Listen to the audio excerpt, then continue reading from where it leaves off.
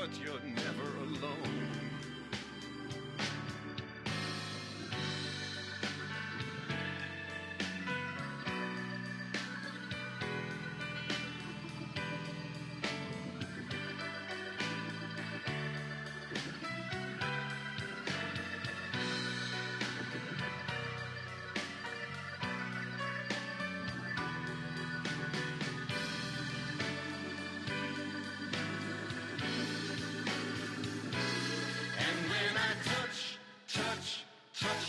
You turn your face to me and lift me up so high that I can see that I am always with you, never apart from you. Where I walk, you always walk with me. Never alone, my dear, never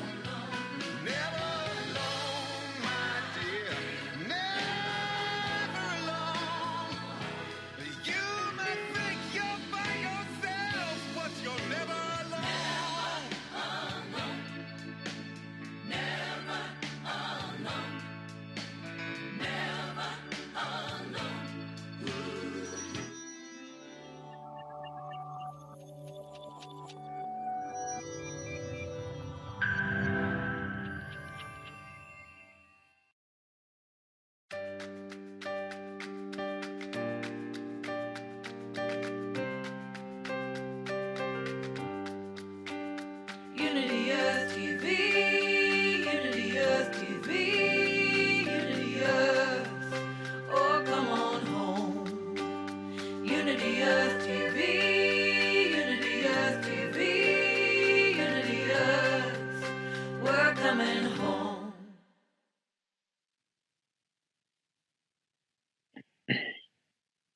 Welcome, friends. Welcome to episode 6 of Unity Earth TV Series 1. My name is Irina Morrison from Unity Earth. There's an important shift currently happening in the collective consciousness, a shift that's bringing forth feminine spirit. Why, you may ask, why now? Because we need her. The world is craving her softness, her grace, warmth, her openness, intuition, her strength, and leadership that expresses these qualities, leading the way into a new earth. Feminine spirit must be the catalyst for mass awakening, cutting through the illusion of hatred, violence, separation, greed, destruction of life, the very thing she's designed to create.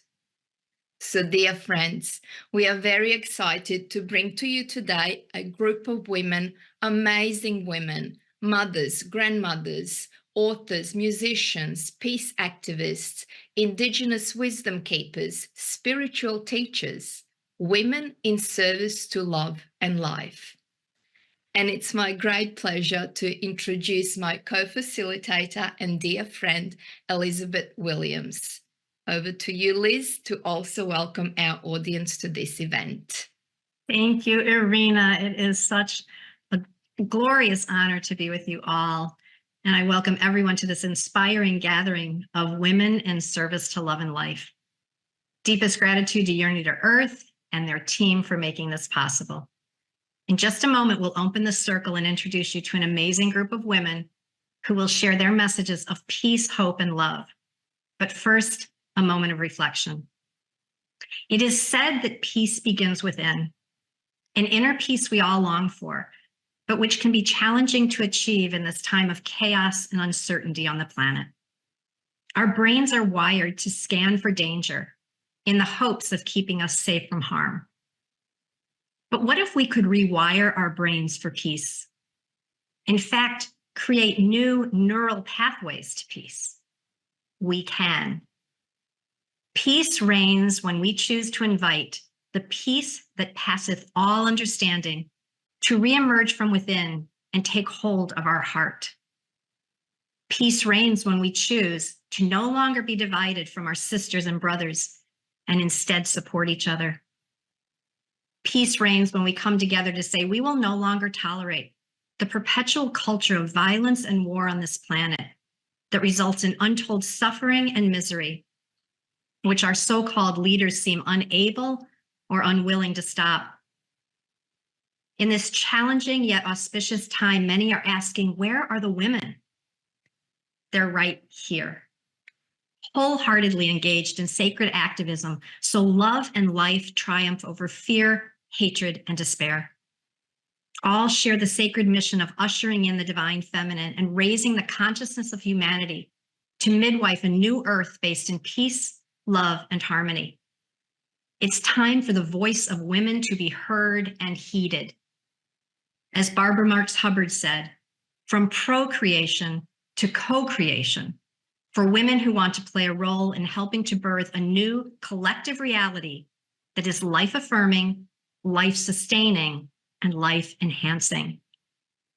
Our world's dominant framing story is breaking down, and we are being invited to collectively write a more glorious story, one in which we each become active participants in the expansion of consciousness and the restoration and healing of all things. So how does this happen? Through a concept called the third way or third force. In simple terms, it is the middle path that invites radical forgiveness, understanding, and collaboration toward a new way forward. It requires us to learn to hold the tension of the opposites, the duality, bringing the opposites into a relationship from which forward momentum can emerge. New outcomes, new possibilities, new worlds. This move away from either or to both and thinking is not easy for us because we've been trained to only see duality, whose origin lies in the split between spirit and nature. As a result, human beings are third force blind. The third force, the third way, is there, but we do not see it because we are too embedded in old ways of thinking and identified with the outcomes we believe serve us and our goals. To learn how to midwife third force, we have to believe in it, sense where it's going to come from, and welcome it. This happens as we rise above the ego, reconnect to our heart, and open ourselves to higher consciousness. We rewire our brains beyond polarization, pride, and fear. We stand in the middle, not taking sides, but opening to the place of grace out of which genuine newness can come. Imagine how our world would change if we each aligned our heart, our mind, and our actions with third force, this holy passage, the pure feminine power of creation. It's a pathway women know well, one we remember, desire, and are ready to walk together as we lead the way to new earth. It's the blessed pathway to peace, and I am honored to be on the journey with you. Irina. Our first speaker is Patricia Ann Davis. Patricia is an Indigenous elder of Choctaw and Dene Navajo lineage. She's a whole systems designer specializing in peacemaking leadership who has worked as an administrator in health and human services for 20 years. Patricia is an international educator and organizational consultant who is initiated, trained, and experienced in facilitating her authentic Indigenous ceremonial change process that she designed for wellness restoration. I would also like to invite Patricia to open this circle of women and then to share her message of hope. Please, Patricia. Thank you for your interest and your participation in this Zoom event to voice our urgent call as mothers and grandmothers to stop the violence, stop the war and suffering now. Greetings and welcome everyone. A warm heart-to-heart hug to everyone.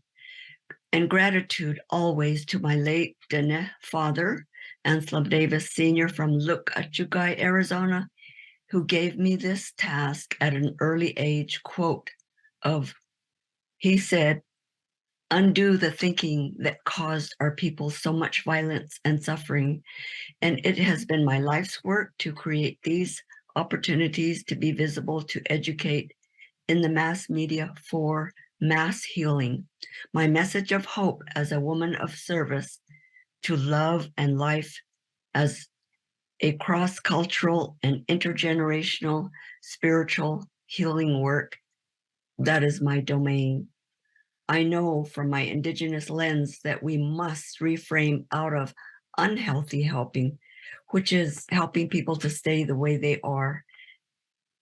We must reframe out of male dominance and female submission and into healthy helping teamwork between the male protector and provider task, the life task, and also the healthy female life task of life giver and nurturer.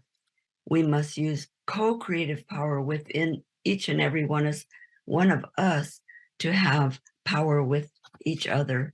This eliminates the need for power over with brute force and deception, as in domestic violence in the home and lateral violence in the community of world governments, to stop perpetuating rape and war.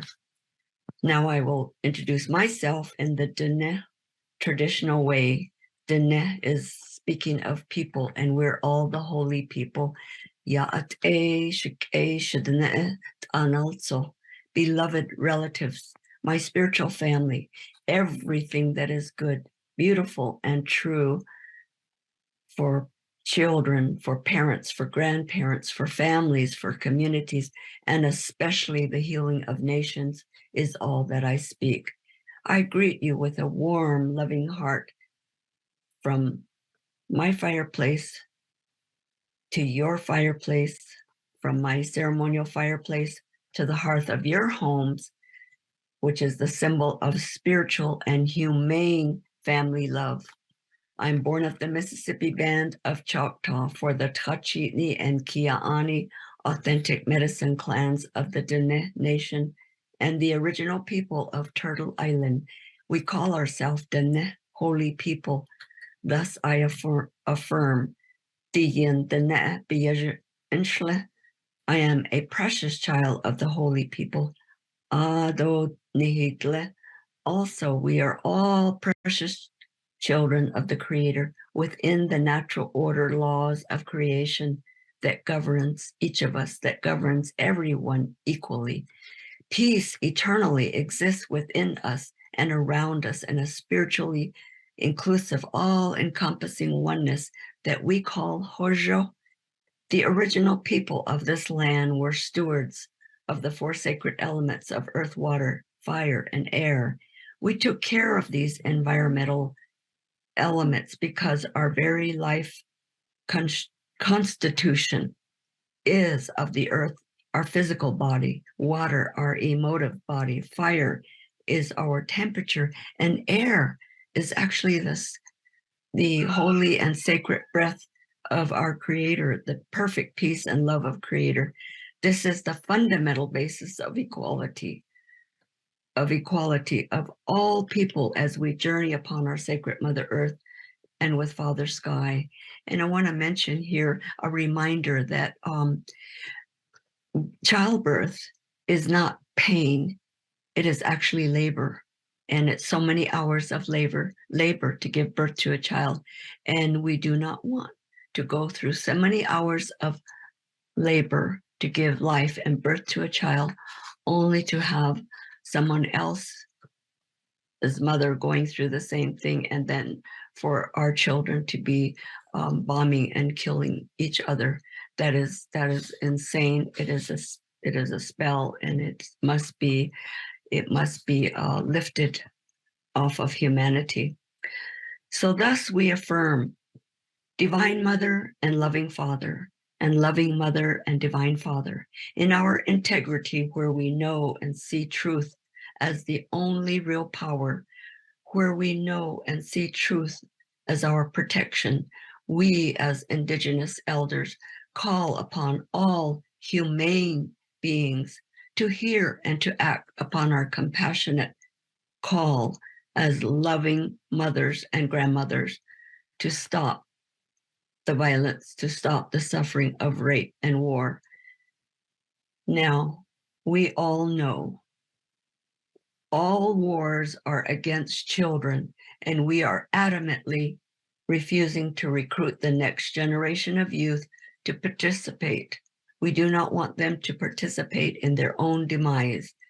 And it is our collective intention to use our thinking for the appropriate function of our thinking, of our collective conscience and moral reasoning to end what I call the empire folly. This is invasion, genocide is mass murder, and plunder is mass theft. Let us not choose I win and you lose and winner take all. Let us not choose win-lose. It's no win for everyone. It's destructive and death-producing decisions for those outcomes and consequences that we are witnessing at a global crisis level today. Let us choose collectively win-win with our inherent divinity, our inherent sovereignty, our inherent genius gift for our collective survival. Let us choose win-win for constructive and life-affirming decision for those benefits in our eternal self, in the eternal now, with co-creative power within us to have the power to cooperate, to collaborate, to inspire, to motivate, and to activate our synchronistic and synergistic exponential peacemaking within ourselves and within our Mother Earth, our home, our habitat, our sanctuary. In this blessing way ceremony, may we live the loving way as a way of life. Thank you, my spiritual family, and all of my relatives.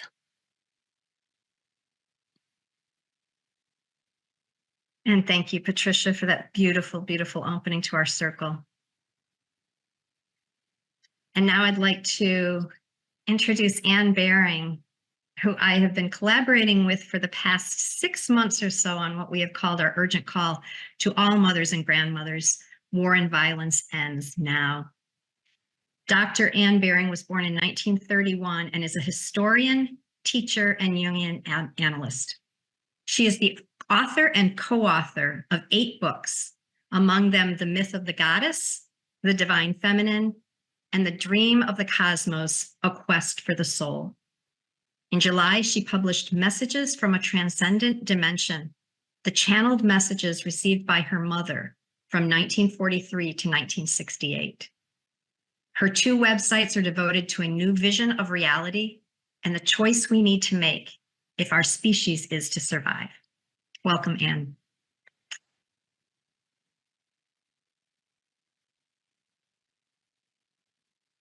And darling, you'll need to unmute. Thank you. Okay. I can speak where my mother was unable to speak. So there are currently 32 conflicts taking place on this planet, including the devastating wars in Ukraine, the Middle East, and Sudan. In all of them, the sacred gift of life is being extinguished as I speak. As we witness the intolerable suffering of the helpless victims of war, we may ask, what pit of depravity have we descended into? War is a rape of the soul, a collective psychosis where rage, fear, and hatred flood the conscious mind and paralyze the heart. War creates a hell on earth. War legitimizes hatred, cruelty, and obscene acts of barbarism. War destroys lives, homes, cities, and livelihoods. People are taught to see others as vermin, as scum, to be wiped from the face of the earth. War inflicts trauma that lasts for generations. War and the struggle for power between nations and religions have led us to the edge of the precipice we stand on today. The sacrifice of young men in war has become acceptable and justifiable instead of being condemned as a horrific sacrificial ritual that it is. Thousands of young soldiers have been killed and thousands more will die.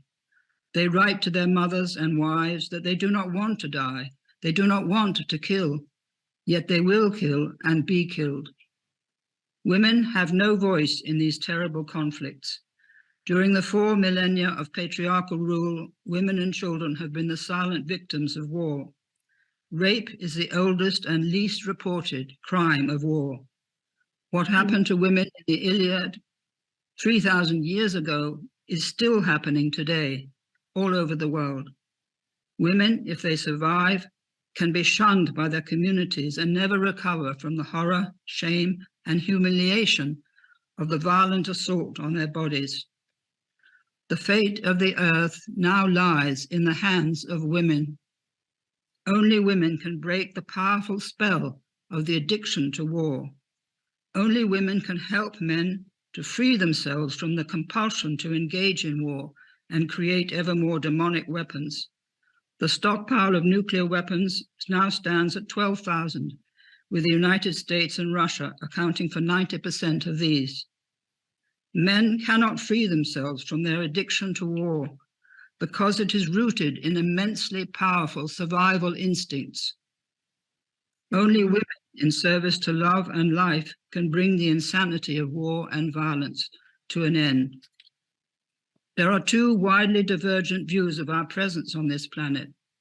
Are we alone in the cosmos, without higher guidance, the chance product of a lifeless mechanistic universe that is without consciousness, intelligence, meaning, or purpose?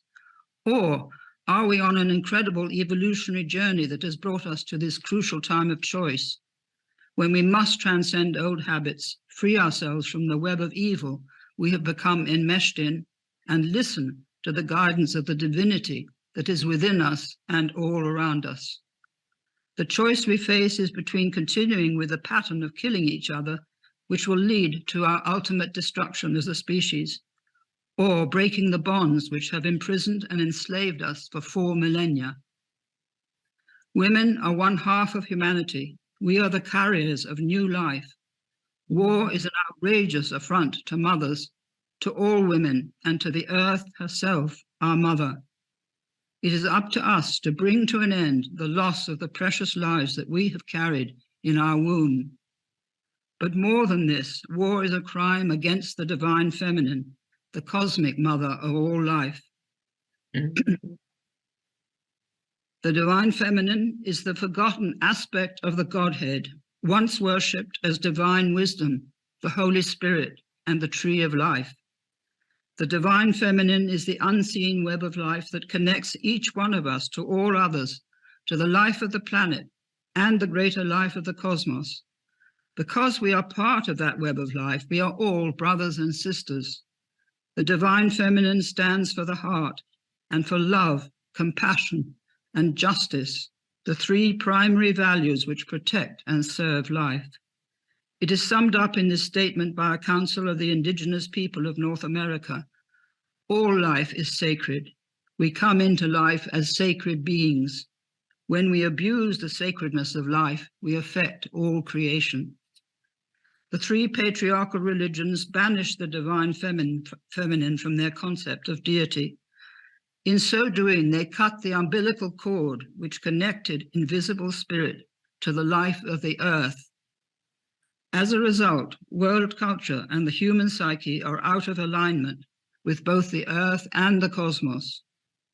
These religions put their emphasis on belief and collective worship, seeing other religions as rivals, believing that God blessed their aggression against their enemies. We have been impaled on a cosmology of separation for thousands of years, worshipping a deity who is above and beyond the creative order, not immanent within it, not present in every blade of grass. War has been endemic throughout the patriarchal era for 4,000 years. To put an end to war, we need a metaphysical revolution, a complete change in our image of deity. Maybe it is time to ask, what have we failed to understand? 3 of the greatest spiritual traditions of the world have spoken about our innate divinity. Hinduism about the Atman, or divine core of our being. Buddhism about our underlying Buddha nature. Christianity about the kingdom of heaven within us and all around us.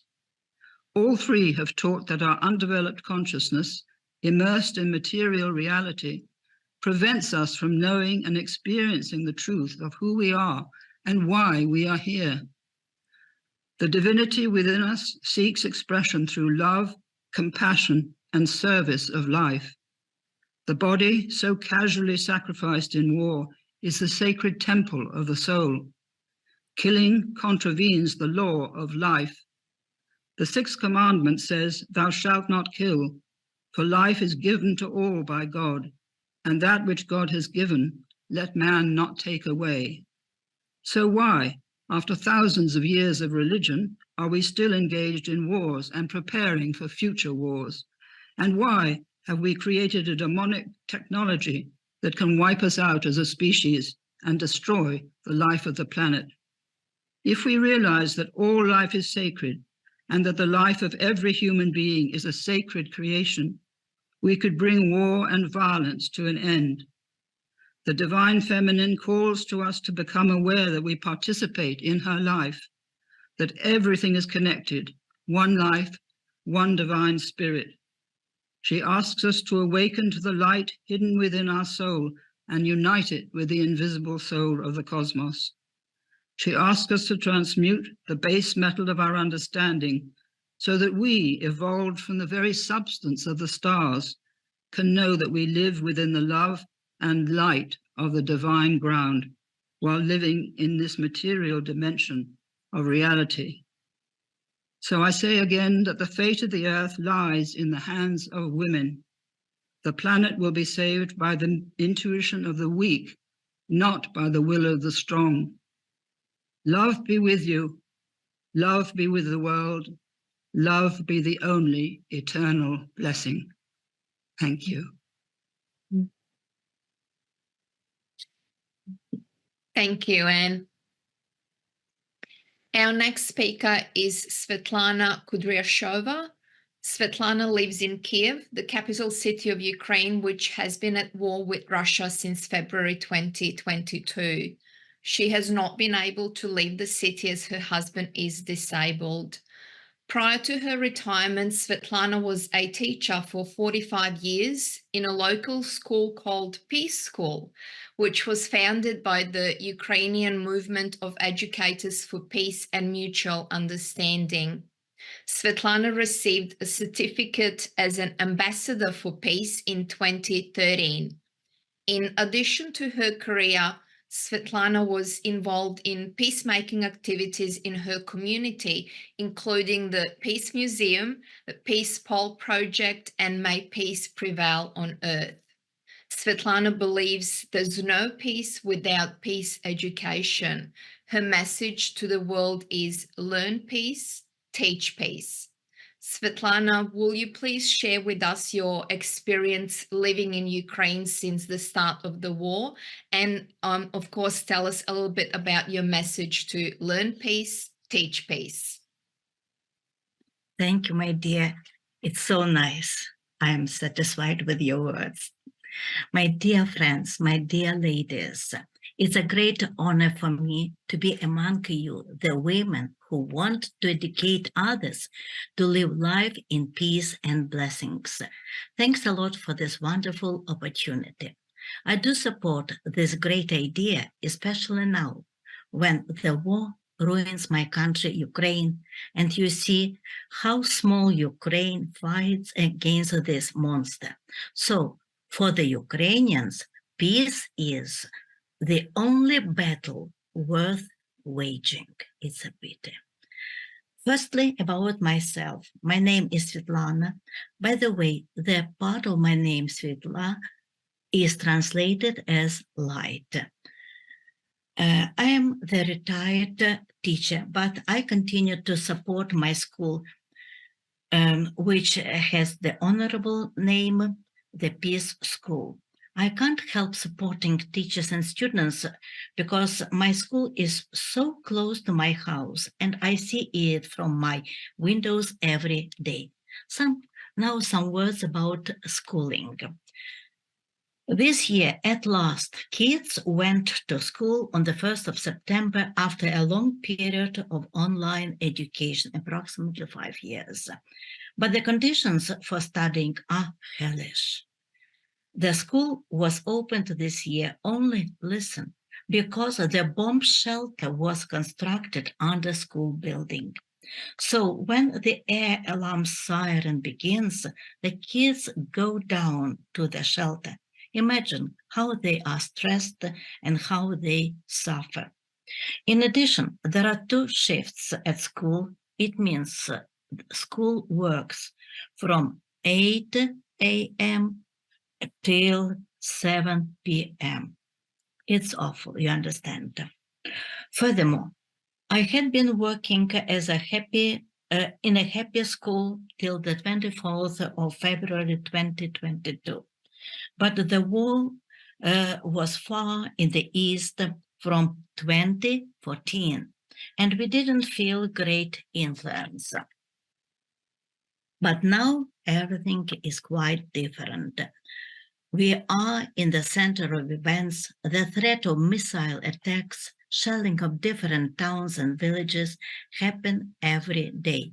Even this night, our capital was shelled and many buildings were ruined.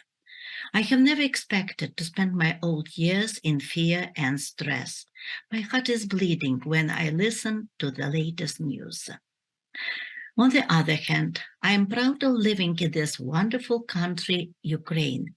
Ukraine has a surprising history which is closely connected with the life and fate of women, not only in Ukraine, but in the world. With your permission, some history of Ukraine concerning the role of women in our life. The first famous woman of Kiev Rus was Princess Olga, who lived in the 8th century. She was the first to bring Christianity into her country, and her grandson, Volodymyr the Great, finished her affair, baptizing Kiev Rus. Later, Prince Yaroslav the Wise, who was the ruler of the country, and his 4 daughters became the queens of different states of Europe. So the Ukrainians have many relatives in Europe. Our women have always inspired our men to fight for our freedom and independence. The tenacity of the Ukrainian people is admired by all of the peace-loving people. And this war has proved it. There is no gender at the war. Now near 60,000 women are active at the war. 5,000 women are on the first lines. Women have equal rights with men, certainly in the war activities. They are indomitable and resilient heroes of the war. Among them, there are women of different professions. Even there are many snipers. The next moment is that the great desire to save children pushed women to become refugees. Now, near 8 million women and their children live and work in different countries. But I think it's a great exploit of our women to save our future, and I am sure they will return and rebuild the new country. The next, you know that our president, Mr. Zelensky, is very enthusiastic to glorify our country. Thanks to his great efforts, the Ukrainian army get necessary weapons, missiles, drones, tanks, and clothes. There are many women in the volunteers army. They do thousands of things to help our defenders. When our school was involved in weaving the protective nets, I worked with others during 1 month. Our First Lady, Olena Zelenska, is famous for her active position during the wartime. She was selected as one of the 25 most influential women of the world, according to the version of Financial Times. Can you imagine how many Ukrainian women are famous in the world? As for me, I can't, but we feel their active work everywhere. I had been working in the same school for all my life, and I don't regret about this. What can the teacher do? Certainly to teach and spread their knowledge for young generations. And I worked according to my message. Learn peace, teach peace. And I want to say something very interesting for you. I hope, and I wanted to do something for our school and by myself. I hope our great peacemaker Nina Meyerhoff will continue to mentor and inspire a world family that loves her with all their hearts, and she will bring new projects to our young students. They are waiting for them because these projects empower them to thrive and prosper. It means that I will be involved too, so I will be happy in this difficult time. And the last, to sum up, I want to say I have the dream. You know, these are not mine words, you know whose words these are. It's the dream of all mothers, grandmothers, children of the world. We demand to stop and to ban wars in the whole world, to save our Mother Earth from extinction. We need life and love for everybody. May all people be free from suffering. May all people know peace. May all people be loved. May all people know joy. May peace prevail on earth. Thank you for your attention. I love you very much. Svetlana, thank you so much for your beautiful sharing in these difficult times. As Svetlana and I would speak together over the last couple of weeks, she would tell me that she didn't sleep the night before because of the bombings and the missiles. And so many of us cannot even imagine what you're living through. And please know that our hearts and our prayers are with you all. It's a pity, but let's pray together. Thank you that you do the same. Thank you, my dears. Thank you. And Svetlana was speaking of Nina in her talk. Nina is our love. And Nina is here with us. Dr. Nina Meyerhoff is the founder of Children of the Earth, a worldwide organization that empowers youth working for peace, and co-founder of the One Humanity Institute for Peace and Regeneration as a solutionarium located in Oświęcim, Auschwitz, Poland. Her innovative work in peace and sustainability through educational methodologies has reached young people in over 100 countries and continues to grow. Nina co-authored the book Conscious Education, The Bridge to Freedom, and developed a one-of-a-kind handbook entitled Pioneering Spiritual Activism. She has received numerous awards. I cannot even say them all. It's magnificent. But for all of her work, including the Mother Teresa Award, the Citizens Department of Peace Award, the International Educators Award, the Global Leadership and Lifetime Award, and the Visioneer Lifetime Achievement Award as a heroine of humanity. We are so honored to have you with us. Thank you, Nina.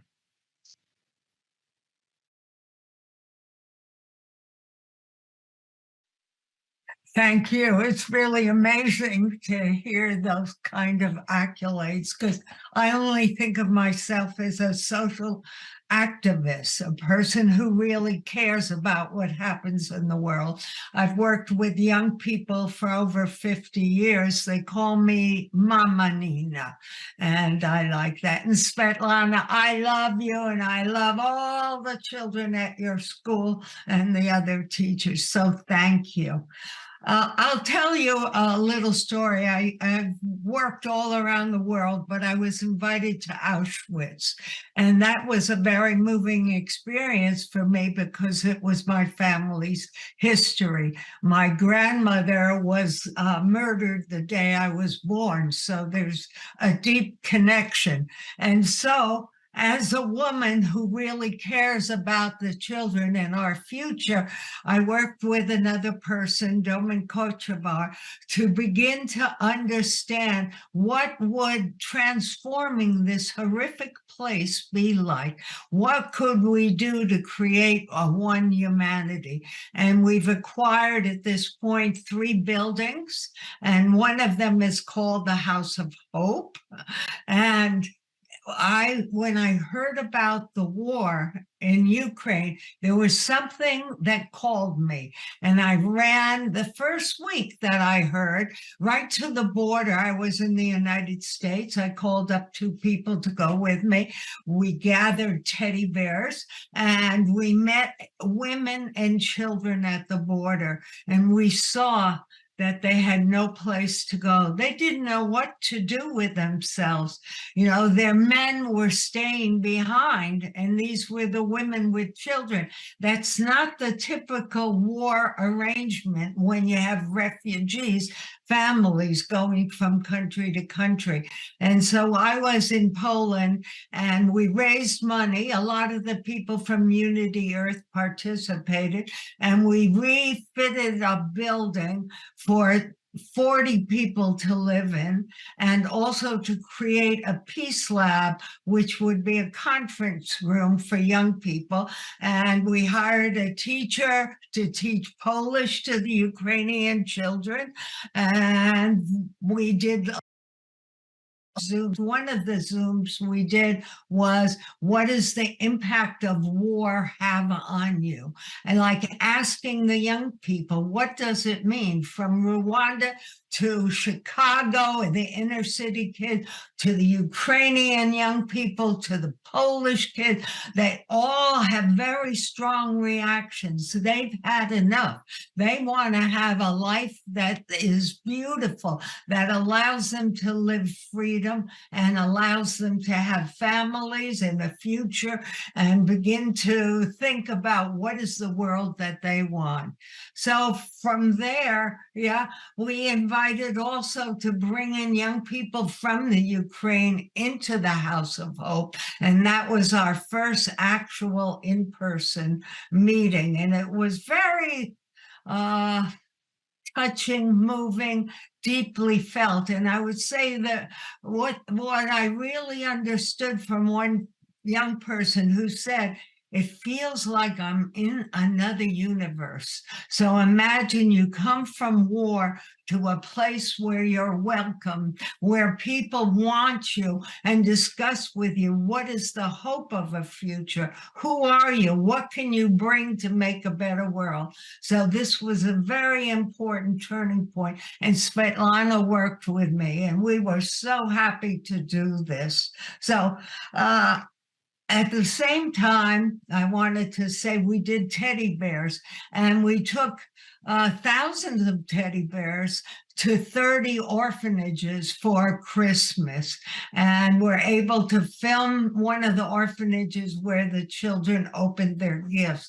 So I don't know if you know, but a lot of the orphanages really aren't orphans, but are children that are kept during the war because their families are going, are in the army. So that's a difficult thing, So our future is to plan more programs, obviously, and we're doing that right now, and to see an end to war and to help young people stand in their power and understand that they're the leaders of tomorrow, and that it's up to them to start to take initiative of what is the world that we want to see.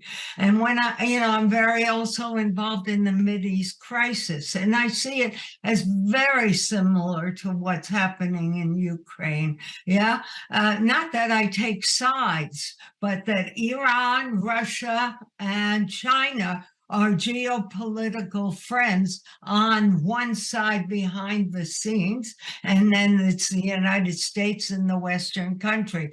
And these mega countries are ruling our future, and we must step out of that and allow our hearts to sing again. My hope is that we recognize every human being is a precious soul and deserves the right to have freedom. And thank you. And that's it. Thank you, Nina. Such a lovely message that you shared. It's my absolute pleasure to now introduce Alison Raymer. I work closely with Alison's dad, John Raymer. Alison Raymer is the descendant of Ashkenazi Jewish, Quaker, and Catholic religious leaders, mystics, entrepreneurs, and artists.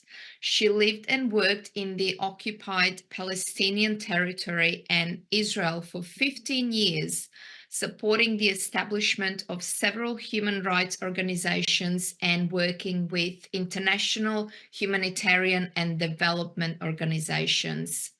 Alison is currently developing the Social Change Sanctuary, multi-faith, interspiritual, intergenerational community that it's focused on providing a spiritual foundation for addressing systemic injustice and social justice. She's a part of collective liberation. Alison also works one-on-one with people as politicized spiritual guide. Alison, would you please share with us about your experiences in Israel, Palestine, and Gaza, and tell us a little bit more about your emerging role as politicized spiritual guide? Thank you very much. I also just want to name some of the teachers that have really influenced me. One of them who is here with me today, Patricia Ann Davis, who has for years been supporting my family, and I've been learning her teachings through our family. So I'm really honored actually to be here. It's the first time that I get to speak alongside her. And thank you for the invitation. I actually really wanted to start with a poem and kind of just bring us into some connection with also some of the beautiful work and creative cultural works and arts that are coming to us now in this really challenging time. So I'm just going to start with Summons by Aurora Levine Morales, who's a Puerto Rican Jewish poet, writer, and speaker. Last night, I dreamed 10,000 grandmothers from the 1,200 corners of the earth walked out into the gap, one breath deep, between the bullet and the flesh, between the bomb and the family. They told me we cannot wait for governments. There are no peacemakers boarding planes. There are no leaders who dare to say every life is precious. So it will have to be us. They said we will cup our hands around each heart. We will sing the earth's song, the song of water, a song so beautiful that vengeance will turn to weeping. The mourners will embrace and grief replace every impulse towards harm. 10,000 is not enough, they said. So we have set this dream like a flock of doves into the sleep of the world. Wake up, put on your shoes. You who are reading this, I am bridging bandages and a bag of scented guavas for my tree. I think I remember the tune. Meet me at the corner. Let's go.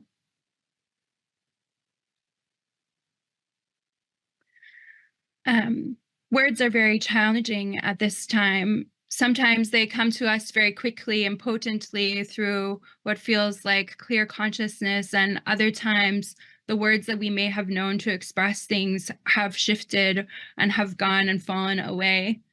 I spent 15 years, as you were mentioning just a little bit about that, on a journey to really consider this word terrorist. What did this mean?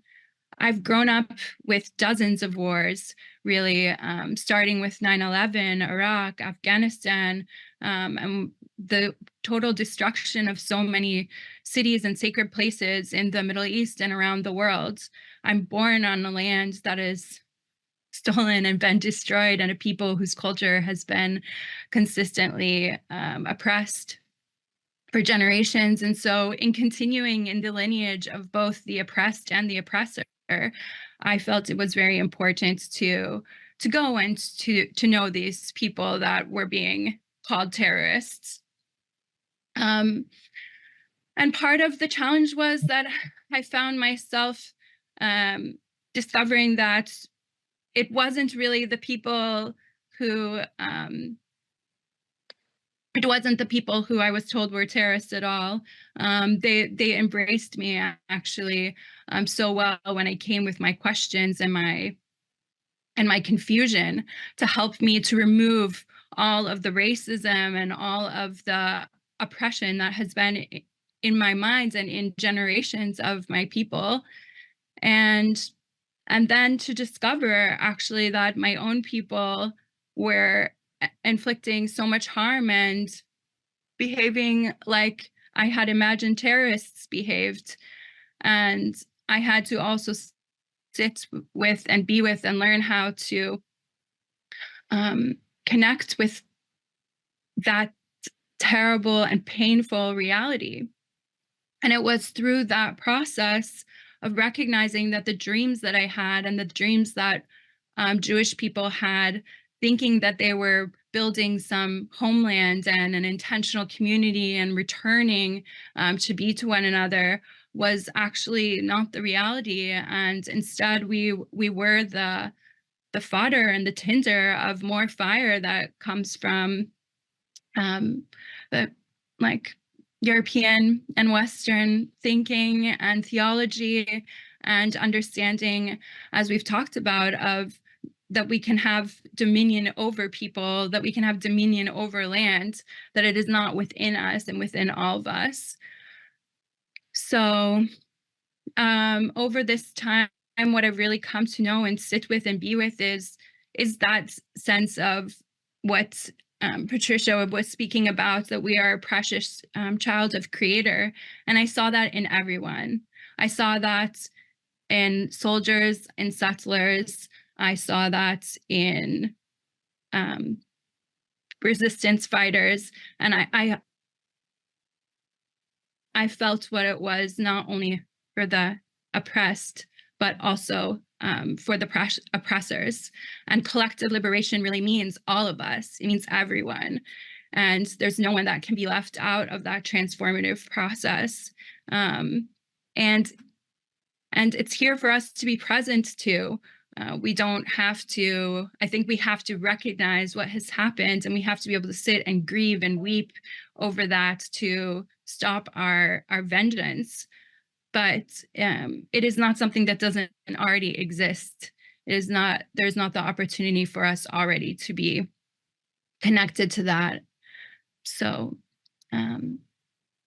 I think that I wanted to say that I was originally asked to invite my Palestinian or Israeli friends to join this talk today, but in my discussions with them, which I have daily, many people are, it's not even safe to speak about calling for peace right now, and especially in a public space. So really, though I definitely am sharing what is on my heart now, I'm also really bringing in and want you all to know how much they really deeply appreciate the support for Palestinian liberation, for their collective liberation at this time, and also for peace and justice. There is a need truly for a justice to be a part of whatever a peaceful future will look like. So I thank you very much for this opportunity to share. Allison, thank you so much for being with us and for all of the beautiful work you've done over the years, and for the humility to be able to go to the land and learn from it and from them, not assuming we have the answers. It's beautiful and it's important work. So thank you. And the beautiful poem that you began with was just amazing. It just brought goosebumps all over. So I thank you so much. And we also hold in peace all those who are struggling in the Middle East right now, and in Israel, Gaza, and Palestine, and certainly honor the fact that they cannot speak out in truth about the peace that they may desire. And so we're going to now, I have the pleasure of introducing our next wonderful guest, Hezekiah Gabriel. So Hezekiah is the executive director of Pathways to Peace, a UN designated peace messenger organization that holds consultative status with the UN Department of Global Communications and the UN Economic and Social Council, and an organization that just celebrated its 40th anniversary of existence. Magnificent.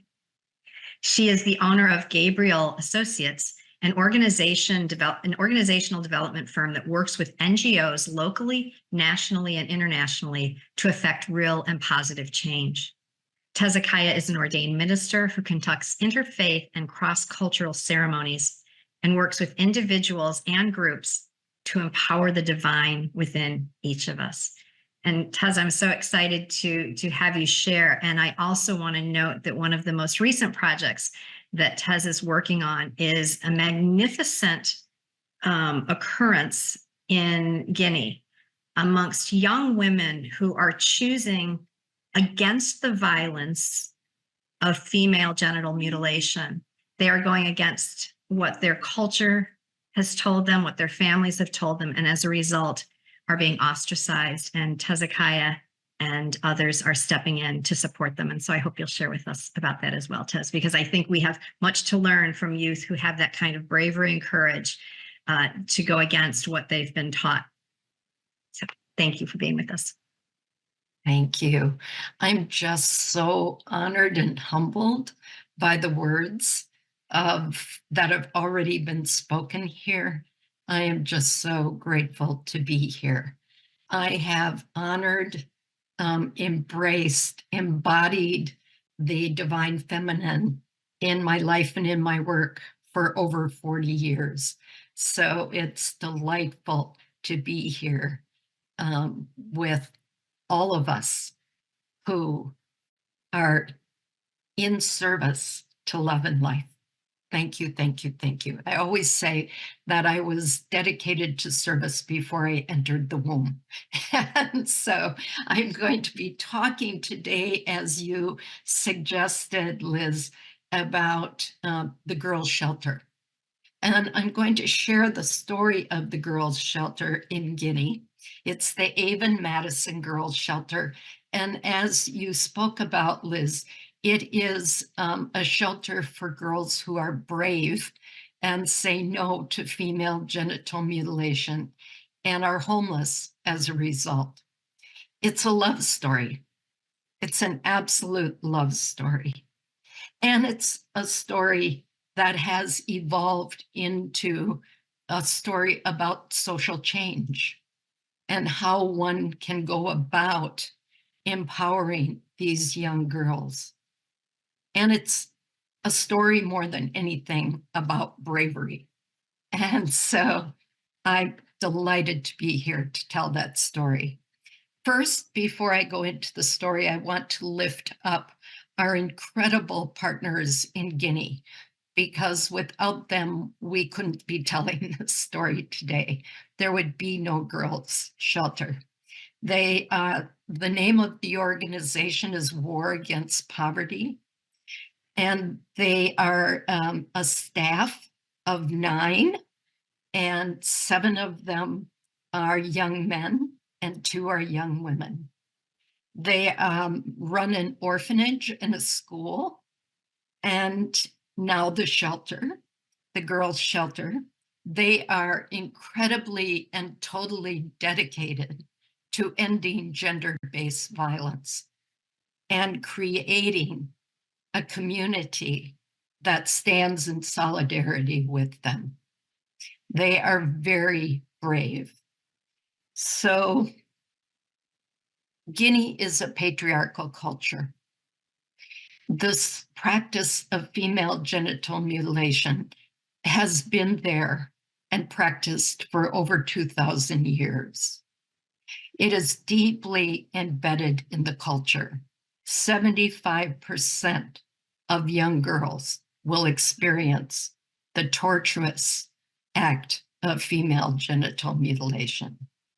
So again, the girls that say no are brave. Our partners are brave to be out in their community and educating about ending gender-based violence. So after one of those presentations, 2 young girls came to our partners seeking help. Because of the presentation in the community, they felt they had permission and support to say no to female genital mutilation. And now they were homeless. They were forced to leave their families. And so they had nowhere to go. And so our partners shared this story, and they shared their vision. And their vision was that there could be a home for girls, where girls who needed to escape female genital mutilation and forced child marriage would have a place to go. I asked them what happened to the 2 young girls that came forward seeking help. And they said that they were able to keep them for a while in the school and orphanage, but they didn't have the resources to continue. But they found a safe temporary space for each of them, but it was temporary. So you can imagine that my heart broke open, and I could not turn a blind eye. So that with that vision in mind and on the table, I said, I think we can help. So the bravery of these young girls, I cannot imagine it.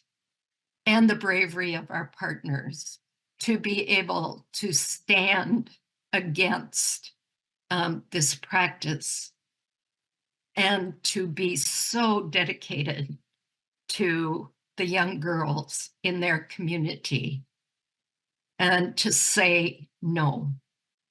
But our partners are incredibly wise, incredibly dedicated, incredibly credible and visible in their community. And so we said yes. Together, we said yes to the creation of the girls' shelter. And the girls' shelter opened just a few months back on Peace Day, September 21st, to great jubilation in Guinea, to feasting and music. A local musician created a song for the opening with beautiful lyrics, dancing, and dignitaries from the community speaking to stop female genital mutilation. So you can read about there's so much to that backstory on our website, which is pathwaystopeace.org. So, but what I wanted to share today and what I wanted to reflect about was the question that you put on the table, Elisabeth, which is really, so what about the other girls? How can we stop this practice beyond Guinea, beyond the community of Kenya? What have we learned through this process that we can share that might make a difference? And so I'm going to just share a little bit around our own experience about what we've learned and what has unfolded.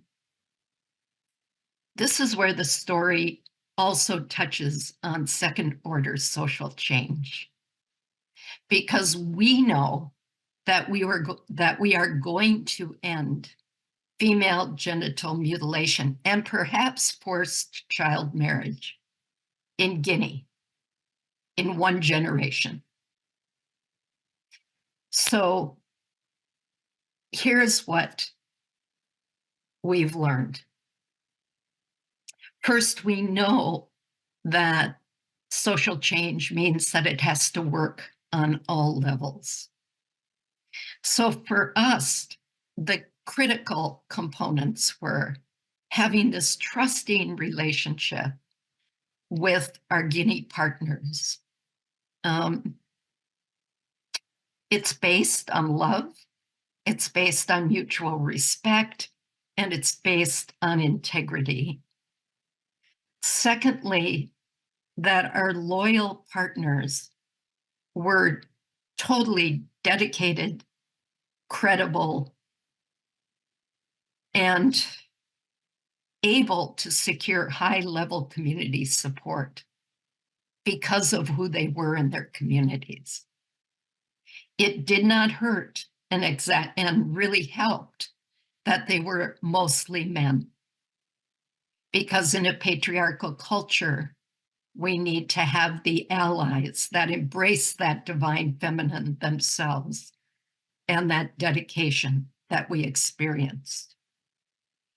Their deep love of the children of their community and being accountable stewards to the resources to assure that all the resources were accounted for and would go directly to support the girls in the shelter or the kids in the shelter, in the orphanage and in the school. So on our part, Pathways to Peace, I feel so fortunate that Pathways to Peace is always divinely led, always has been. And we can respond to the heart's call when it occurs. So our partners and us, we created this shared vision of this girls' shelter and a belief that we could really make it happen, that we were willing to take a risk. We didn't have money to do it. We just knew that it was right, that it was good, and that it was worth us stepping into. So we continued and continue to nurture our relationship, and we lift each other up. There is so much love and joy in the relationship and in the process of developing this shelter that came together in 4 months, okay, from the vision to the opening of the shelter. And our partners, again, their ability to bring in the most credible leaders in their community to say no to female genital mutilation was just incredible, because it created not only the ability for us to advance the work, but created some level of safety for our partners, with the police on board, the chief on board, the the most credible doctor on board. So it gave them a little bit more safety and security to be promoting this work. So their credibility and visibility and connections in the community also meant that they could find the right secure facility for the shelter, and that they could find qualified staff to work with the girls to provide that emotional support, that job training, everything that's provided, the basic needs in the shelter. Finding female staff that were brave enough to say no to this practice wasn't an easy task, but they did well. And our role was really to lift up, support, promote the shelter, and bring in resources. So while we haven't yet covered our first year budget, I so know that the shelter resources are going to come in. The love and the joy that is a part of creating abundance is so evident here. People are called to the girls' shelter.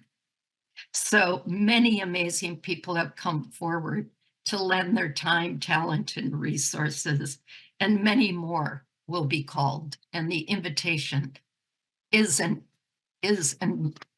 open invitation to help. So while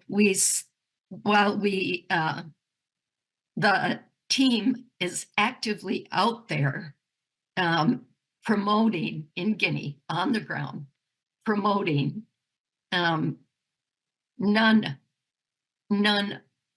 of our efforts feel like there's a lack of safety, a lack of security, and the girls are being taken care of. So more globally, if I can just touch on a few things for those who might be listening and thinking that they'd like to make a difference in this way. First of all, we did not set out to create a girl shelter. It was a very organic process of responding to the call.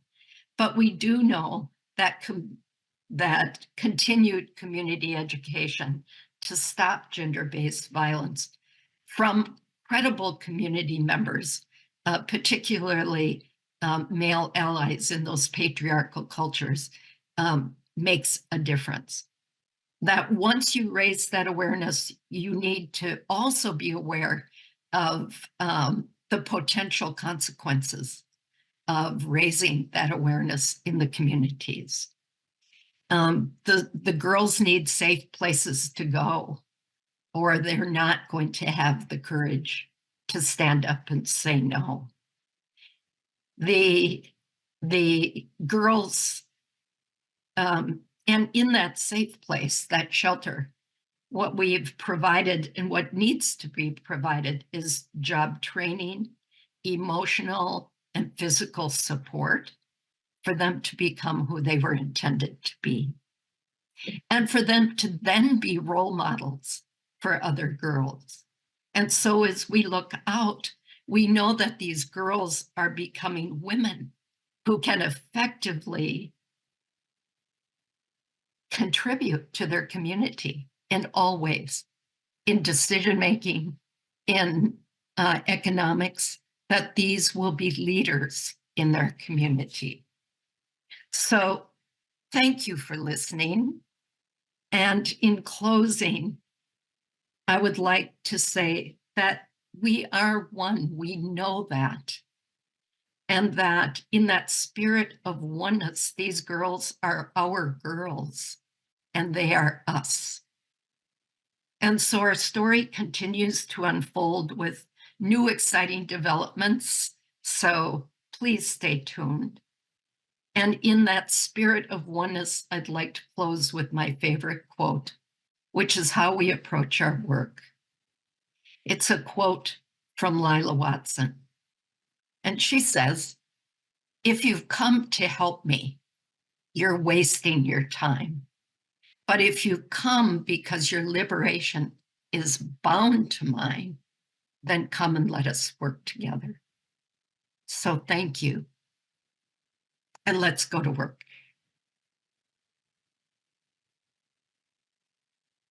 Thank you so much, Hezekiah. That was absolutely beautiful. What a powerful story to share, and what a powerful work that you do. It really displays the strength of the feminine spirit of these young females standing up to such a cruel tradition.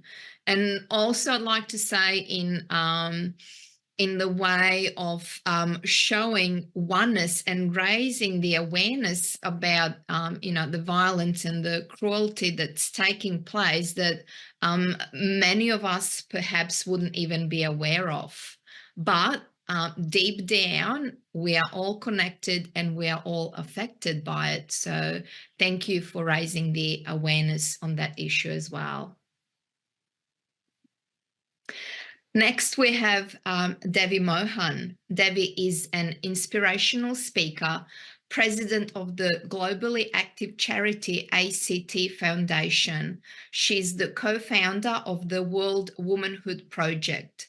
Devi is also the global ambassador of the Mohanji Foundation and the director of faculty of the Himalayan School of Traditional Yoga. Devi indeed wears many hats, and she's practicing non-attachment to any of them. Devi also experienced war firsthand as a young woman and refugee in the former Yugoslavia. Today, she'll be sharing her message that women are anchors of peace and stability. Thank you for being with us, Devi. Thank you, Irina. It's wonderful to join this beautiful group, this circle of women. And us as women, we operate the best in the circle. We are not in hierarchy. We are not in competition with one another. In the feminine spirit, we hold space, we create, we manifest. And more than anything, it is our sacred womb space that gives us the power. This is like a portal to another dimension. And it's such a powerful space that it allows for creation of a new life. So I conduct women's circles and I help women to become aware of what we carry within our womb and how powerful and deep we are. And I've been through war. I've been on the edge of being raped several times, and each time I connected with this womb space, and the right words, deep words, came out from there, and I was saved. I've also been a refugee and have been through the war, and I hear you, Svetlana, because we've been through the same thing in a way, same story of Slavic people killing each other, and that fight, for one eye has one vision, the other eye has another vision, but only third eye can have the right vision. Only when we rise above polarity can we have the right vision. And that space is actually feminine space, and my greatest inspiration, my husband Mohanji, who's also my spiritual guide through life, and someone who has penetrated higher levels of consciousness, has risen above ego through his own pain, through his own process, and has helped me to embark on this path completely out of victimhood, completely dedicated to higher purpose.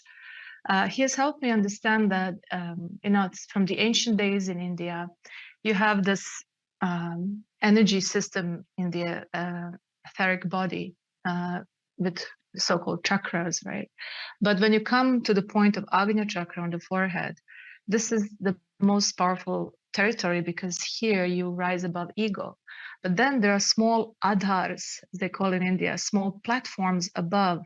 And this is the territory of Devi, the Divine Mother. So only those who respect and truly honor the feminine can actually rise to the liberation, to the crown, right? So the consciousness cannot rise individually or collectively unless one completely and deeply and sincerely respects and loves the feminine. So in the Vedic India, this was known, and Devi was a principle of Divine Mother that had many aspects, not just the gentle, compassionate Virgin Mother that we know in the Abrahamic religions, especially in Christianity, but also the powerful, artistic, so Durga, Kali, Saraswati, but none of these aspects are in any sort of competition with one another. They are within the circle. So us as women, we manifest different aspects of Devi, and we need to be in the circle, and we need to master our ability of holding the space.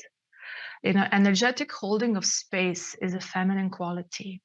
And when our hearts are aligned with our truth, with the unconditionality of life, with a higher vision above our shadow, as Carl Gustav Jung called it, the shadow part of our psyche, we as women are so powerful in that heart space that we can hold space for that higher vision to rise above the two eyes. So let's say now you have the eye of the Israel and the eye of the Palestine, and then, or Ukraine and Russia, or in any conflict, there's always two sides of the story, right? And one will always say only our version is true, and they will fight for their voice to come out and be heard, their version to be adopted as the official version. But it's never true. This is the truth. It's never just one version. Because as you said at the beginning, every life is sacred. And I have seen that it is our task to rise above the two eyes into the third eye and hold space for that vision, which is always above conflict and polarity, because we don't hide from our shadow. We allow the content of the shadow to come out. And this is the key inner work that, again, the feminine holds space for that. Because we have that powerful vulnerability, because we have the womb space, so this is our task. There will be the masculine powers that hold the weapon industry and nuclear industry and all the secret services, armies, and all these stuff are there. But on the overall landscape, the real power always comes from the love. In India, they say Maya is the illusion of life. Maya means that what is measurable. And what is real is immeasurable. Love is immeasurable, and it's always more powerful, because no weapon and weaponry industry can hold water for long. We see through them. During the war in former Yugoslavia, I was 13 when I became a refugee, and I remember distinctly this one story that was perpetuated through the media, which are always owned by the lobbies behind, right? Media are never objective.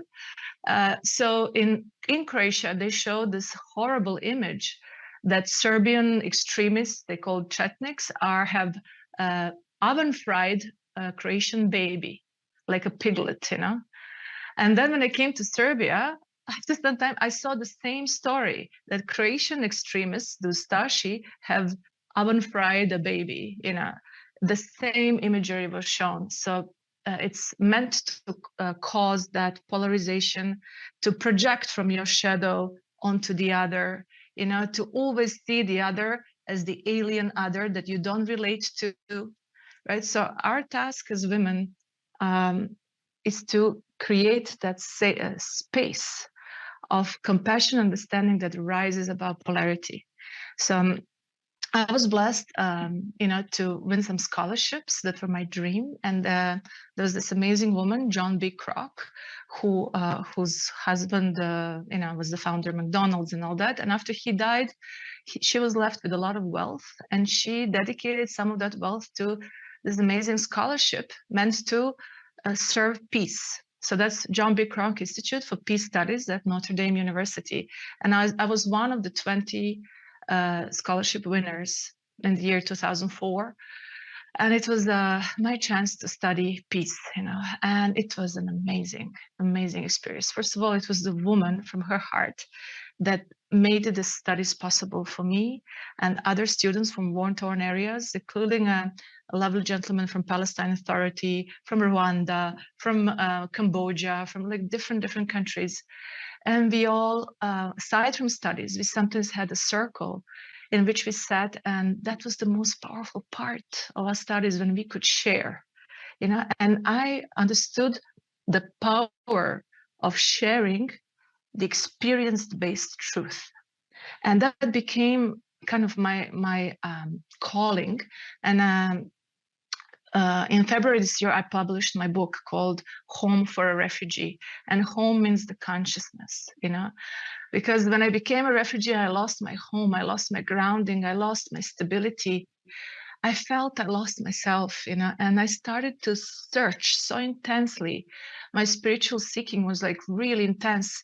And that whole seeking and my desire to rise above all these wars and suffering and to find meaning in that pain took me to United Nations, then later on the scholarships, then my spiritual journey, India, and meeting Mohanji, and dedicating my life to self-service, to the spiritual diplomacy of sorts, where I met Irina and Unity Earth, beautiful people. And we were together at the walls of Jerusalem just before COVID, and there were so many beautiful experiences that we shared. So in that book, Home for a Refugee, I wrote about my key experiences, like a near-death experience, conscious astral travel, many things that I was blessed with because I allowed myself to go into the pain. I didn't run away. And I feel this is my message, you know, that as women, we are actually more brave than men, because we see that even during delivery of a baby, that our ability to dive deep into the darkness and pain and selflessly go through so much to then bring forth a new life. And even women who have not delivered children, they have the sacred womb space. Even the women who have had the operation and physically removed the womb, they energetically hold the womb space. So that womb space is there for all women. And if we only were aware how powerful it is, we together in big circles, globally, circles in different countries, we can start to manifest from there. And just like the mothers in the indigenous communities, they understood. We have our cycles, just like Mother Earth has cycles. We are so attuned, we are so grounded. We are the ones that are the pillars of peace. It is our responsibility to energize the pillar of peace and stability in the world. And now, after thousands of years of patriarchy, we finally collectively come to a moment in time and space where we can actually do it. And I've had visions of my ancestors from the Balkan region, because our history has been faked. We were not in the Balkan region from 6th or 7th century. We were there for thousands of years. There was a beautiful Vincha civilization of love, where there was no war for 2,000 years. And there are historians who are proving it now. And this is an example of a civilization that where masculine and feminine are in perfect balance. So I'm now moved back to Serbia, and I'm so excited to dive deep into research and understanding and feeling through DNA and through consciousness about this civilization and its message. And you know, in the Balkan region that was like ravaged by so many wars, I feel that it is our duty to show the world that we can do it, you know. And it is the women who will hold the space. So I come back to this point of these adars, you know. When we rise above the ego, about the need to compete with one another, above the, you know, this patriarchal programs, the software of women competing with one another to grab the man or to achieve something, we need to rise into the spirit of sisterhood. We need to connect to our wombs. They say now the earth is thirsty of menstrual blood. Our mothers used to give menstrual blood to earth. during menstruation, they would sit on the ground and allow the blood to flow. We think it's something dirty, we put it into these pads filled with plastic. We need to come back to the nature. We need to understand that everything in our body is sacred, and the power of that womb space. And, what I feel, the example of Mary Magdalene and Jesus, the entire crucifixion was actual shift in collective consciousness through the consciousness of Christed One. But Mary Magdalene was the one who held space. She was in immense pain watching her beloved Christ being crucified, but she was not afraid because she was the master of heart chakra. She held the space for him to pass through that passage and show the path of light for humanity. And what they did to her, they made her into a prostitute, tainted her mastery. She was a master. And they took away from us the archetype of the feminine. They've made us strive towards the unachievable virgin or prostitute, virgin, prostitute, and where we don't have any role model. It was removed through the patriarchy. And then with the feminist movement, we were made to masculinize ourselves and enter their corporate structures wearing their suits. So now is the time for women to come back into their curves, into their feminine qualities. We are now at a time where we will enter the true feminine power that actually holds space for the masculine to come back into the balance. So this is the biggest event on planet Earth right now. And until that is achieved, I feel there will not be peace, because this is the calling and the responsibility of women. So all the transitions, the moment of birth, when we give birth to a child, the moment when daughters shift from childhood into teenage days and get their first menstrual cycle, these transitions, we hold space, we celebrate, we understand the sanctity. Even the marriage, the sacred marriage is actually the marriage of the feminine masculine in the crown. That the moment of soul leaving the body, these are all these transitions where women hold space. It is a feminine quality to hold space there. And as all these transitions are honored and as health comes into relationships, psyche, emotions, then naturally we will not connect with the matrix of war anymore. Some will try to cause a war and people will say, no, I don't believe it. I don't get hooked by your propaganda. I don't feel it. Recently there was a friend of mine, a dear friend from Israel. I do group Maitri method sessions of energy healing, and she asked me if I can do a group session for the hostages from Israel, to free the hostages of Israel. And I told her, as much as I love you, I cannot hold space only for one side in a conflict, because I know and understand there is a deeper karmic story behind this. And I cannot take sides. I will never, ever again take sides. With all due respect for anyone going through war, I've been through it and I see through it. I hold the territory of the third eye, of the one vision, unity consciousness that's above the conflict.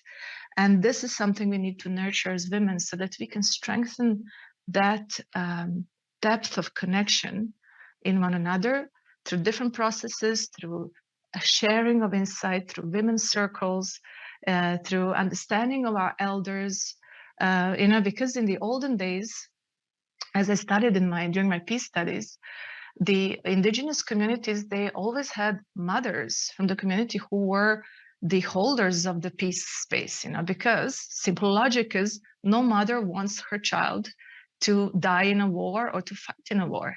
So when women are in charge of that aspect, they will not allow for so easily, let's go and fight. So women are the ones who have to be invited back into the sacred councils, so that's where the real change will happen. Then when we have that balance of masculine and feminine, then we will also see a change on our planet. But I strongly feel that time is coming now. And it's the time when finally we will see the balance when finally women will step into the power based on love, and we will reignite our circles, because we are not in hierarchy, we are in circles. So I salute this circle as well, and I thank you on this opportunity to share. And I would end with just one example. I was blessed to meet Archbishop Desmond Tutu during my peace studies, my master's degree. And he spoke to us about Peace and Reconciliation Commission. I don't know if you're familiar with that historic event. Actually, as a structure, they actually enter into holding of space. And that's the first time when I truly understood the power of holding of the space. So he shared with us what happened in that commission. Is like he would be in the jury, and there would be several other people, some female, some male. And then the perpetrator of the crime would be brought in, and there would be audience, huge audience behind. Everybody's watching, and there's a victim. So a perpetrator of the crime and the victim are together in the same space. And then first, the perpetrator of the crime is asked to say what he has done, to really voice out everything that he has done to this person, the victim. And as he speaks, they simply hold space. They're not there frowning and hating him. They're heart-centered, and they're holding space for him, trusting in divine in him to be triggered, the light to come back. It's just so powerful. So this man talks, and suddenly, he feels, there's remorse. There's that thirst to come back to the divine within. He wants to be saved, but jail and punishment is not the only way. There are other ways out of it. So he first has to come out of the ego to a point that he can voice out what he has done. Then the victim, she speaks after him. So this man was talking.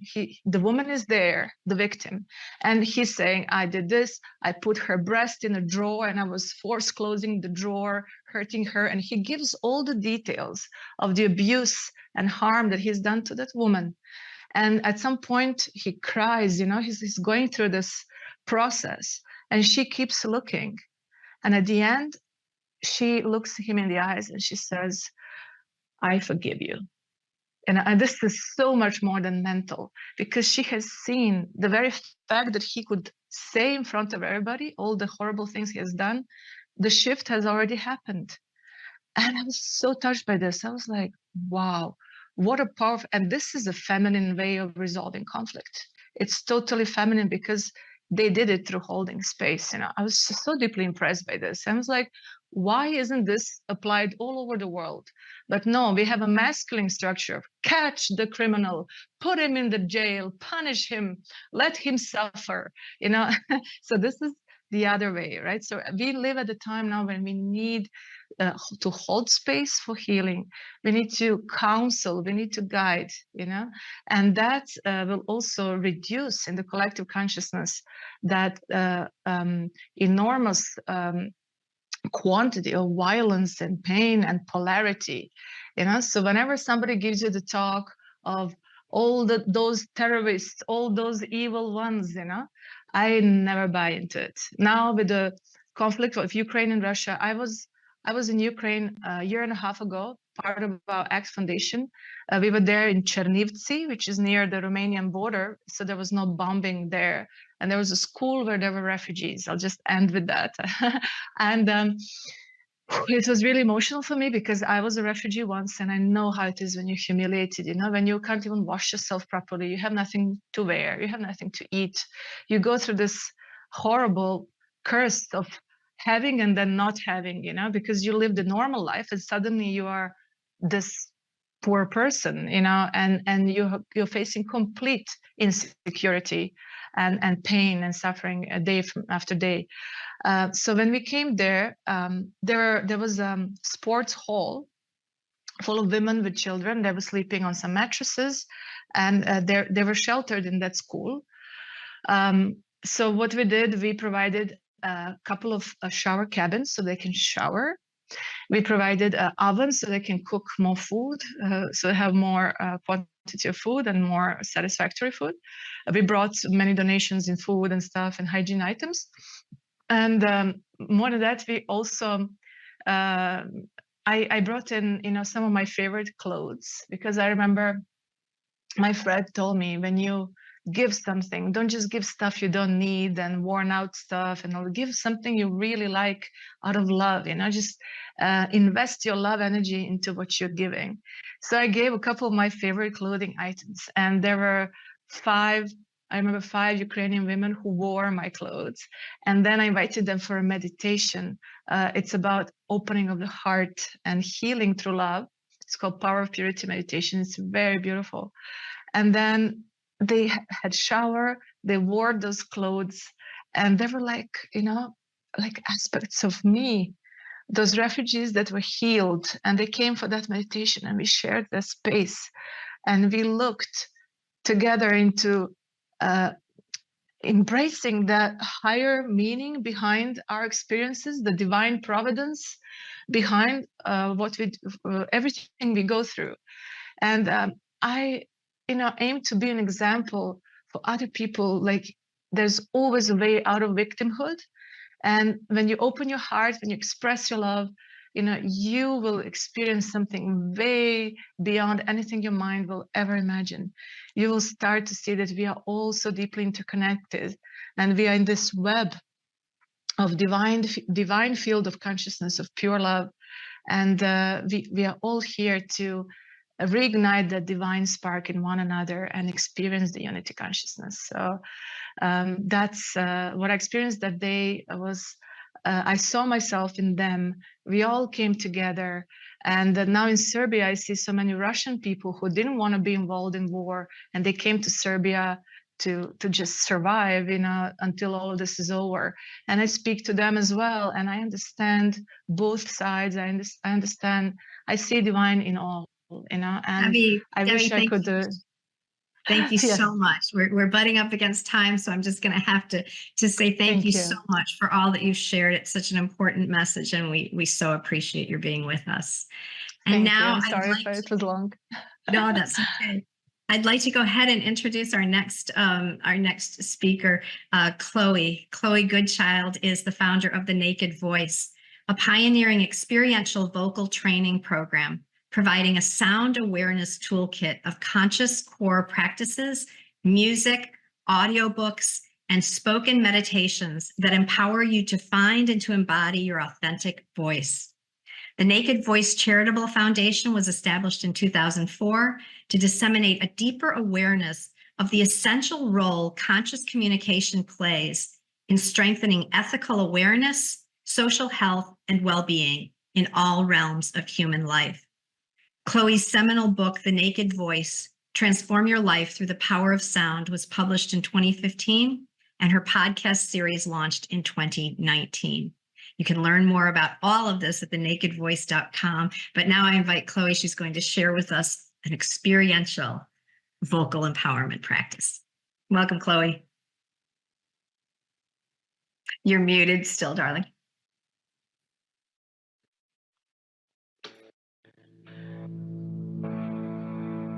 Thank you so much, Elisabeth, and everyone. It's as if every voice that has spoken today is my voice. I find myself just nodding with every experience.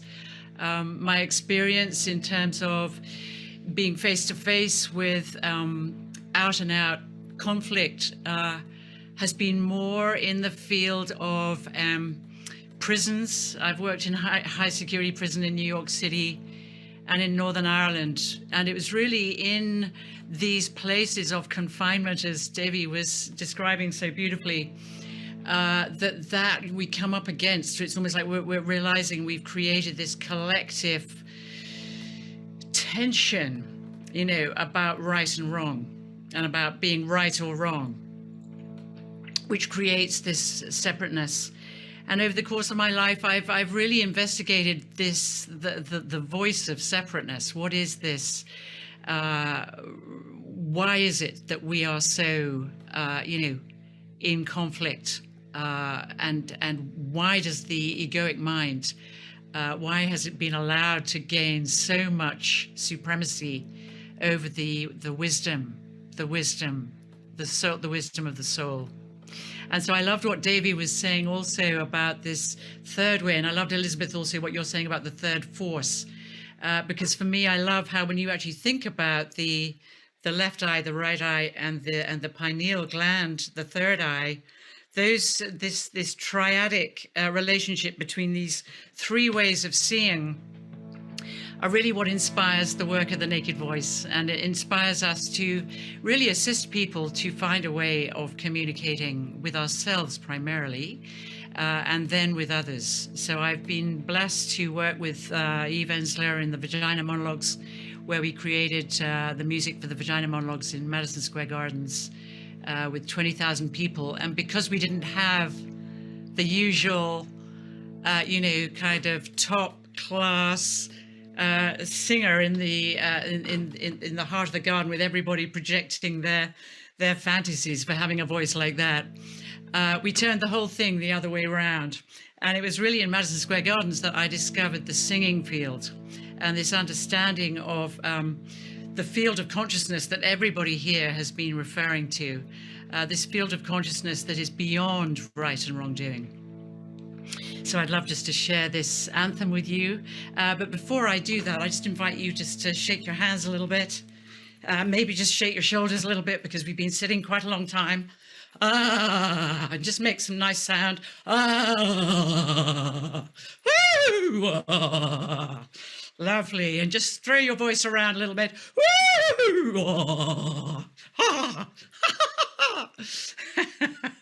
And then just rotate the shoulders back a little bit and forward. And then, with more time, and as and when the time comes, we can actually bring our awareness right down into the roots. So if you bring your awareness right down into your feet, take your awareness 1,000 miles down through your feet into the earth, into Mother, the great Mother, Gaia. So I'm just going to start, before we sing the singing field, just to really honor the great Mother herself beneath our feet, and for the extraordinary awakening process that she's going through right now. As human beings on the planet really learn to develop and access and embody a whole new language of consciousness. Gaia,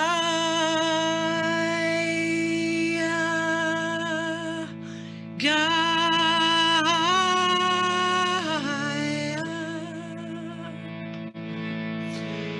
Gaia, Gaia,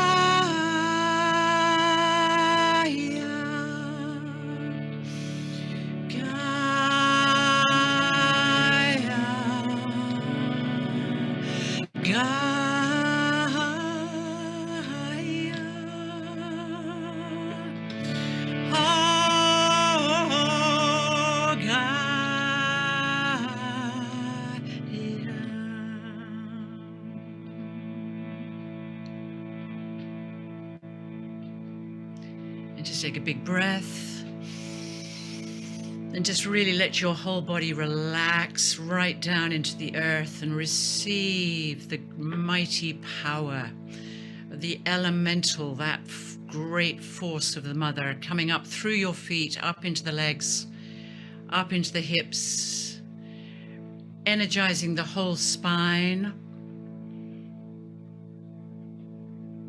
right up into the neck and the throat, and just feel your whole torso opening and strengthening, your heart center opening and strengthening. And then just let your head just make little circles in the air with your nose, and just enjoy just opening up the back of the neck, that extraordinary magical space between the top of the spine and the base of the skull, where the higher heart really sings. Bring your awareness right up into the pineal gland, and just let your eye, your third eye, look out through the middle of your forehead. And just be aware of that eye, that all-seeing eye, that listening, deep listening eye. observing without judging what it sees, informed by the left and the right eye, in this alchemy of listening and seeing and being, and really, as we learn as a human race, to move beyond ideas of right and wrongdoing. Out beyond ideas of right and wrongdoing.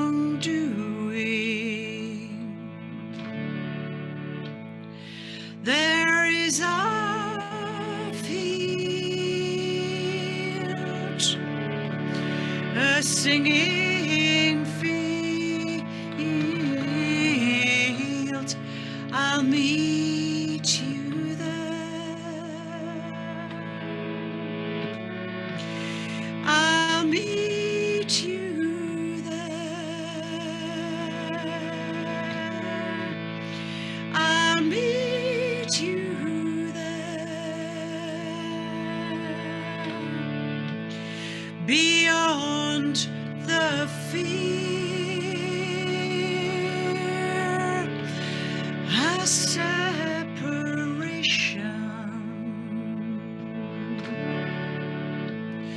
where we are free to wholly be.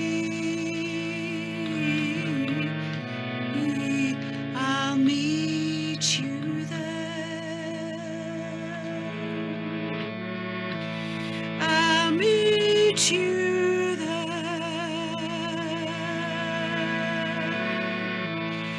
Beyond the pain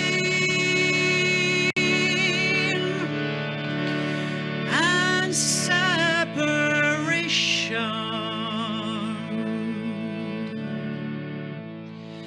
where we can feel a new way to heal. I'll meet you there. I'll meet you there.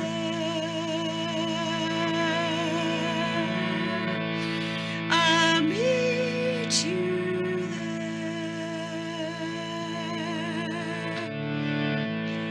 Beyond ideas of right and wrongdoing,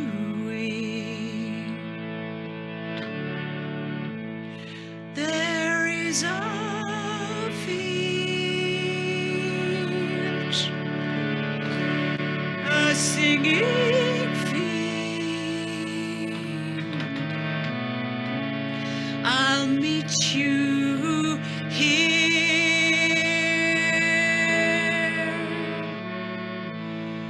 I'll meet you here. I'll meet you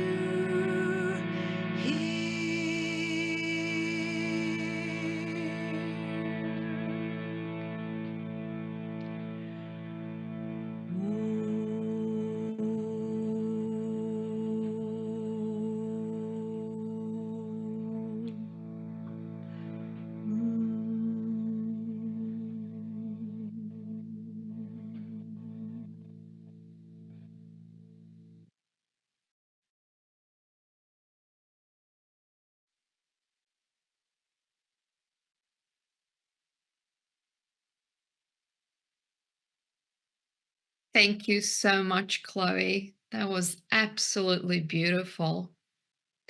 Thank you for bringing us and connecting us with the spirit of Mother of all mothers, Mother Earth. And in that spirit, I'm delighted to introduce our next and final speaker, Jyotima, Jyotima is an international renewed spiritual teacher cultivating projects that demonstrate ways of life that honor the earth and all peoples. As the grandmother vision keeper of the Center for Sacred Studies, she co-founded Kayumari with spiritual communities both in America and Europe. Other projects she has helped to convene are the International Council of 13 Indigenous Grandmothers and the Unity Concert. She's the founder of The Fountain, whose mission is to restore an economic model based on reciprocity and collaboration guided by nature and the sacred. Currently, as a delegate of the Mother Earth Delegation of United Original Nations, a collaboration with the Fountain has grown, creating a global movement for and with the Earth that is ready to activate the new day. Jyotima will be sharing her message regarding the prophecies of Mother Earth's ascension and a new dawn. I just want to, first of all, say thank you for giving me this honor to sit at this table of women of such diversity, women of such heart and courage, women that are bringing a message, each of them called in a very special way. So it's a big honor for me to sit here at the end of that storytelling moment and to share a little bit about my story in that process. I'm a grandmother, a mother, a sister, an auntie, a woman of prayer. And something came and swallowed me up some years ago and brought me into a story that was unfolding. And as I began to walk it, I began to meet those that had heard the same calling. And it made all of us take a moment and jump out of an old way of thought that we had been raised on and fed, and it had put us to sleep. We started to wake out of that and shake ourselves. We came together to live in a spiritual, intentional community, and we wanted to do something different for our children and grandchildren. We didn't know what that would be, but we were on fire, and we still are. It brought us up to a mountaintop where we stepped off the grid and back into life's grid and mother's law. Many of our elders of the original nations would find their way up our 14-mile logger road, and they would begin to initiate us and shake us awake.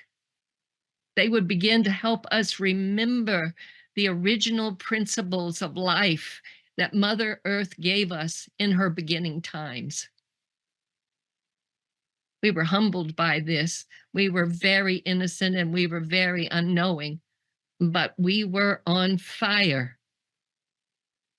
We didn't know where we were going, and we weren't sure how we would get there. We didn't have a plan. We threw that out with an old way that had put us to sleep. We learned to live in the present moment.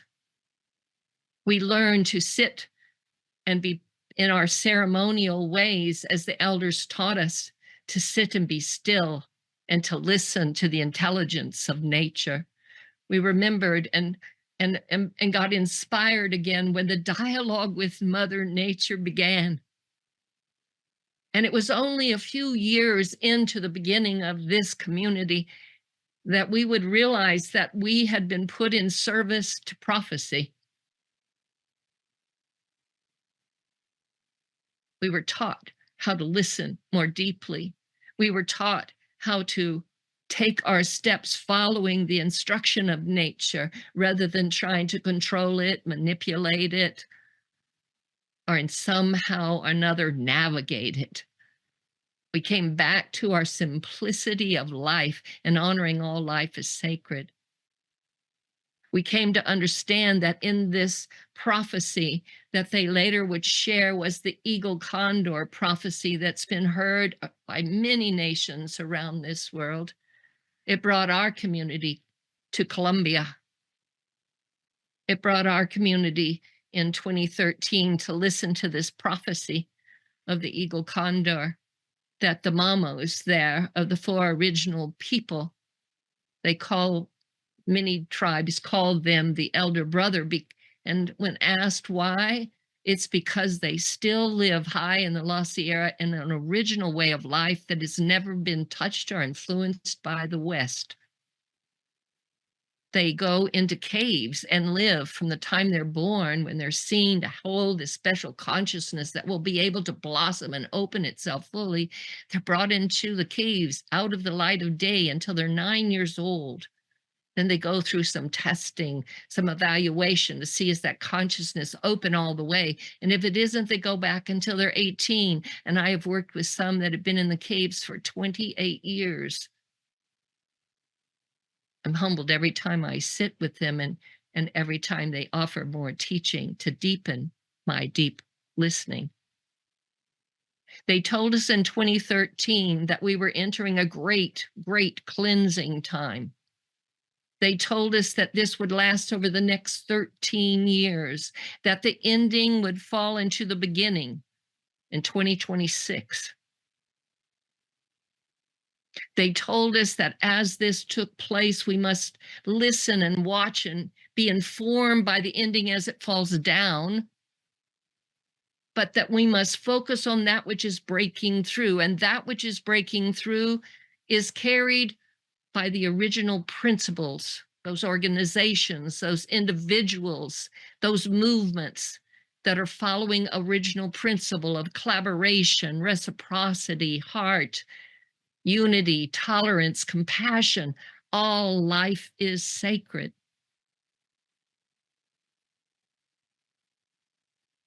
And so we're here in this moment, 2 years away from the ending, falling into the beginning. As I began to hold this study, as it began to pull me through these 13 years with eyes opening wider with every year, and more cleansing, more purification, more realization arriving, more humility. Our whole community in service to that which brought life. She called us this mother, as she has called every woman I have listened to in this beautiful time of sharing today. I was at one point brought over into India, where I stayed with my teacher for many months. And as I went on a pilgrimage myself into the holy sites in India, into the ashrams and other sacred places, some of them would have a clock on the wall. And this clock on the wall would show from 12 to 1 was 2,500 years. From 1 to 2 was another 2,500 years. And so it went all the way around the clock for 26,000 years. And the way they show that in India is that last little sliver, this very dark last little sliver, they call it the Kali Yuga. It tells us that there is a cycle of 26,000 years that is coming to an end. And a new one is about to open for the next 26,000 years. They tell us that the mother herself is in an ascension process. She's moving, as many of my elders have told me, from many different nations, from many different spiritual paths. She's moving from that third chakra of power and into the heart. Some of my elders have stories, creation stories, that will tell about this moment when she moves into her heart, when she ascends, and for the first time we get to be human beings, led by the intelligence of heart. For my elders told me, Rita Blumenstein, who's Yupik up in the north, coal country, she told us a story about this. She said that that these first 3 chakras the mother lived in was for us to learn about our animal survival skills. But now we're moving into the heart. And she said, as they told this story, that in the beginning of their original times, all the birds were white and then they turn black. And the moment she starts into her ascension in the heart, the birds will turn white again. And many species of that white are coming to stand with us right now to announce this moment, like the white lion who is roaring from Africa, even as he is threatened and his extinction is threatened. But all of the beings of this planet are following her because she's going through the 6th extinction. You see, she's been through it 5 times before. She knows what to do. So she called us here right now to listen to her and her instruction. The prophecies prepare us, and now they instruct us. And most recently, they sent a message to us that we are to prepare and put out into the world. And the Mother Earth herself is saying, I have never had so much malady upon me. I've waited and been patient, and I still am, but I must tend to this malady. With you, I pray, or without you, I will need to take my own mother law back into hand, because I must not bring a threat to this creation. So you see, we're in a choice point for our humanity. We're in a choice point like never, ever before. Will we wake? Will we answer the calling? This is my prayer. That deep feminine will show us a way. And if we listen to that instruction that comes internally to us and follow it with full faith, the mother knows what she needs, then we will truly all realign with that motion and that rhythm, which is the heartbeat of life here. We will return to an original way of life based on mother law. So I thank you that we've come to celebrate this together, to listen to all the threads of the diversity of her plan as it has revealed itself in today's talk. I thank you. I thank you. I thank you. Thank you, thank you, thank you, Jody Ma, and all of the incredible women who have been with us here today. Deepest vows of gratitude to all of you, to all of those who have listened with us, to all those that will listen to the replay. Yes, Jyoti, we will wake. Yes, we will answer the call. We have, and we will continue to do so.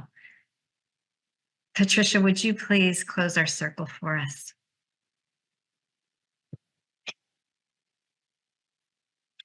Please unmute, darling.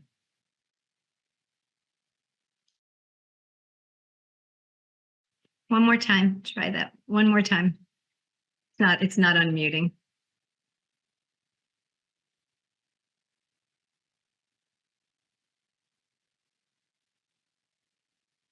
There you go. Let us remember, let us acknowledge, and let us proclaim. Every child is born through the sacred water of our mothers. And in this sacred water is life. We must see the beauty, and then we must love one another. And then we can truly care for all the 4 elements that is our constitution: the earth, water, fire, and air, existing within the environmental earth, water, fire, and air, and the miracle power of life itself, nourishing, is this water within us, the fire within us, and the air as the reality, sacred spiritual reality of in breath, out breath, rebalancing us to affirm there is only the love and peace of Creator's holy sacred breath that is the vibration and the resonance of our voice. And speaking as an indigenous person, a survivor, a refugee, we are exiled in our own country, and we're watching the Palestinians experience the same that was done to us in this country. And there is the woundedness of the doing wound and the being wound, and only love and compassion will heal. There is only love. Love is the essence and substance within us, around us, and in the whole universe. We call this Hojojik Ina, and that is, I'm going to say in English, a novel term to awaken us and to get our attention that we are truly initiating a planetary cosmic reverent revolution in which the resources no longer go from the poor to the rich or the bottom to the top, that go clockwise with the natural order law from elder to the next generation coming in and to youth. And every generation makes the decision to be a peacemaker, to be humane. And I thank you all.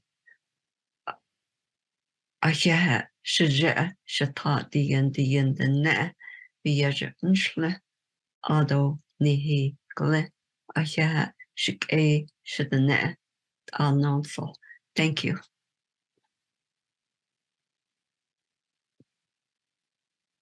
Thank you, Patricia. What a powerful closing of such a powerful circle. What an extraordinary conversation. Deep, insightful, personal messages were shared. Thank you to all the speakers. Thank you to all who watched live. And if you weren't able to join us for the live broadcast, keep an eye out for the replay link. Thank you to our sponsors, Purpose Earth, Unify, Hubcast, and Hollow Movement. We do have one more episode before the end of the year, so please join us for the next episode, episode 7, on Thursday, 21st of December at 8 p.m. Eastern Time for the Sacred Solstice concert with incredible Kristin Hoffman. We'll see you there. Thank you.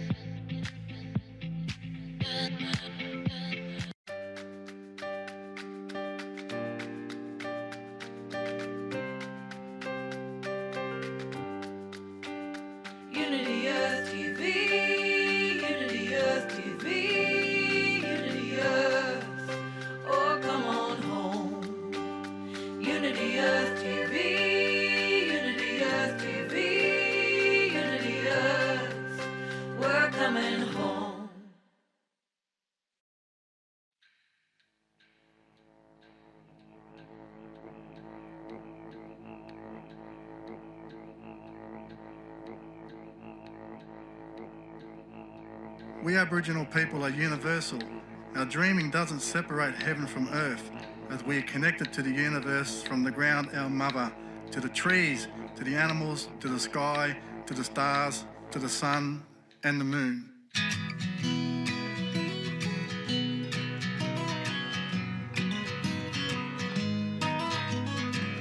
I can hear them calling as they ride through me their song, and I can feel their spirits as they're singing me back home to travel across the land of our people still so strong to take it either back to where he belongs. So let's stand up together, bring your toe drums to our fire. Let's stand up together and bring the spirit back to life as we place them in the sand. Like the eagles they're so high.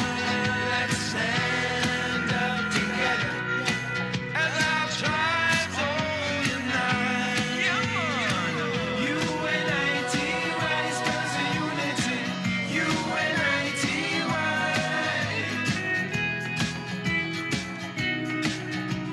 We are born with connection to our ancestors for our blood. Our hearts beat the same whether or not we are conscious of it. Our ancestor spirit carries it and is connected to our spirits, just as every generation before. Our blood and our spirit is our key, not the colour of our skin. One by one we'll take it to the top. A message from our dream. Till we get there, we won't stop. Won't you sing with me, my sister? Yes, sing with me, my friend. Sing with me, my brother. Sing it to a brother, man. As one till the end. Let's stand up together. Bring your toe drums to our fire. Let's stand up together and bring the spirit back to life as we place them in the sand. Like the eagles, they're so high. Let's stand up together as our tribes all unite. Well, U is for universal unity, and negotiations for peace are necessary. I is instill international integrity to turn the tides of tyranny. Why? 'Cause that's the way it should be when we all stand together universally. Close your eyes and imagine it. Feel it as your spirit comes into consciousness. Connect to your ancestors. No matter where you are, you will always have your connection to your country and your ancestors, as your ancestor spirit will never leave you. Trust in it and let it guide you. We are all brothers and sisters in the global community. Let us unite. Justice, peace, harmony for all. Let's stand up together. Bring your toe drums to our fire. Let's stand up together and bring that spirit back to life as we place them in the sand. Like the eagles, they're so high. Let's stand up together as our tribes all unite. U-N-I-T-Y spells for unity. U-N-I-T-Y. U-N-I-T-Y spells for unity. U-N-I-T-Y.